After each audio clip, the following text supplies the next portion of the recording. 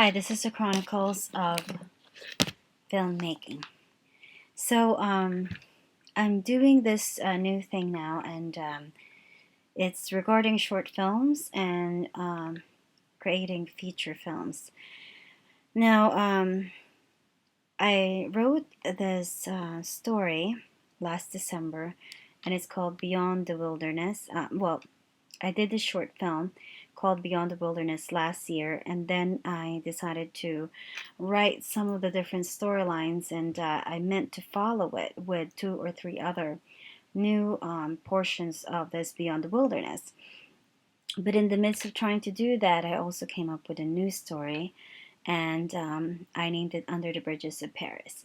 So in this video, you can see a little bit of that effect, and it might be a little bit disruptive, but this is a very interesting story that I wrote on account of the things that's happening today, and this is sort of reliving the beauty and the romance of being in Paris.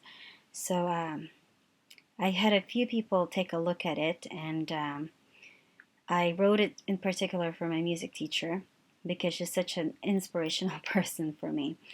And the song that this comes along with is just like the title, Under the Bridges of Paris.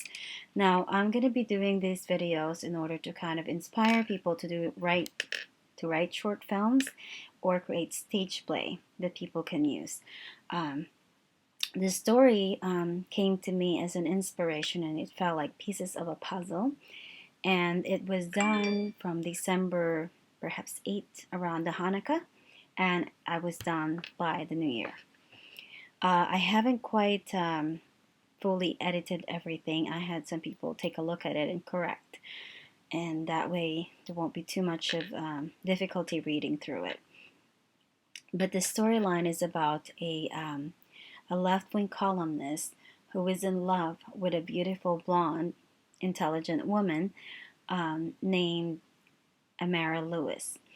Now, the main protagonist of the story is the main character, who is Sigmund Levantine, who ends up finding himself desperately in love, however, unable to really make a good move because the object of his affection is also his boss. So he works for a column, and I called it the New York Pendulum.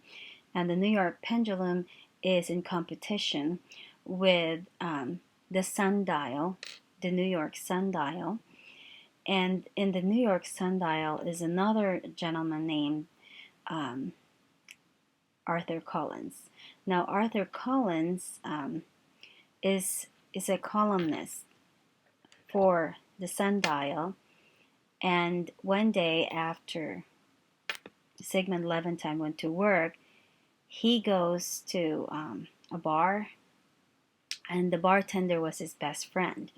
Now, the bartender looked up and told Sigmund Levantine, "Oh, don't look up something." I'm not sure what this is. I don't want you to look up. But anyhow, so Sigmund Levantine, out of curiosity, looked up, and there he finds Amara Lewis dancing with Arthur Collins. And Arthur Collins is sort of a gorgeous looking journalist, and according to Sigmund Levantine's concept of journalism or anything of intellectual nature, he feels as though, oh, this is kind of weird how that's happening to my teeth. Okay, so anyhow, as far as he's concerned, Arthur Collins only gets by with his career based on his charm and looks, and it has nothing to do with journalism. So, anyway, so you could see that rivalry between these two men.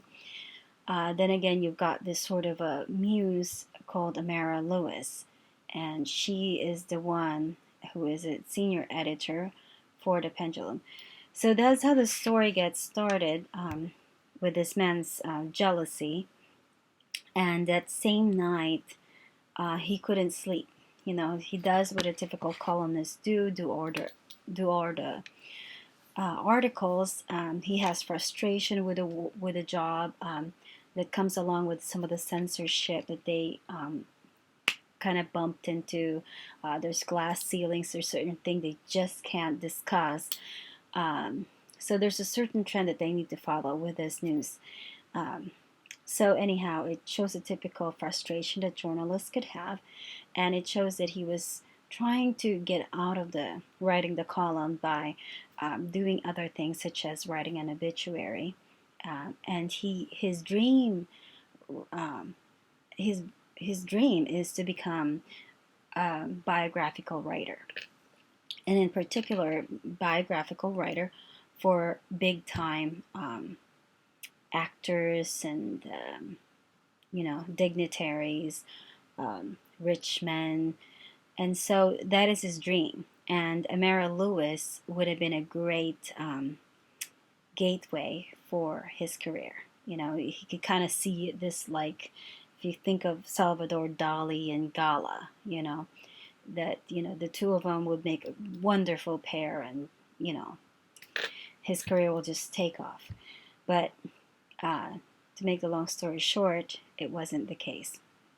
So this guy turns out that he is not a very good dancer, and he perceived that Mara Lewis, to get her, is by being able to dance with her at an event in Paris. So it's called Under the Bridges of Paris because there is a connection between the New York Pendulum and Paris event. And as it turned out, he goes and takes a dance class. And he takes the dance class right in the heart of New York City. And the studio is called La Vie and Rose. And in La Vie and Rose is a woman named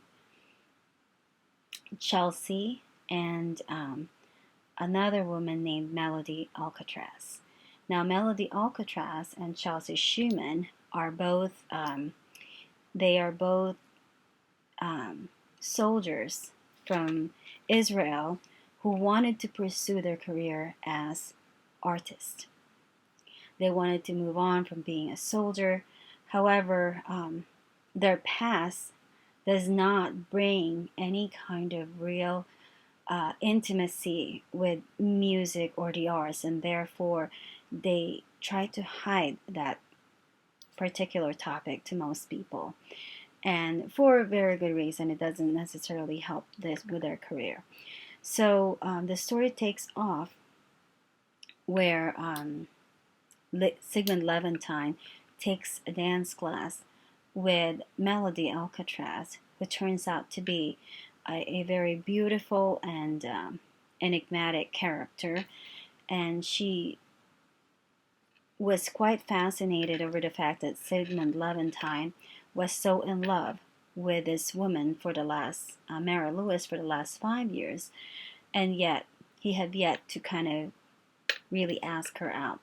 And so, with that sort of fascination, and she discovers something quite attractive with this young man, Sigmund Levantine, and that is because as she got to know him, she realized that he was a very good singer and a very sentimental character. So anyway, I'm going to end it right here, and this is Under the Bridges of Paris.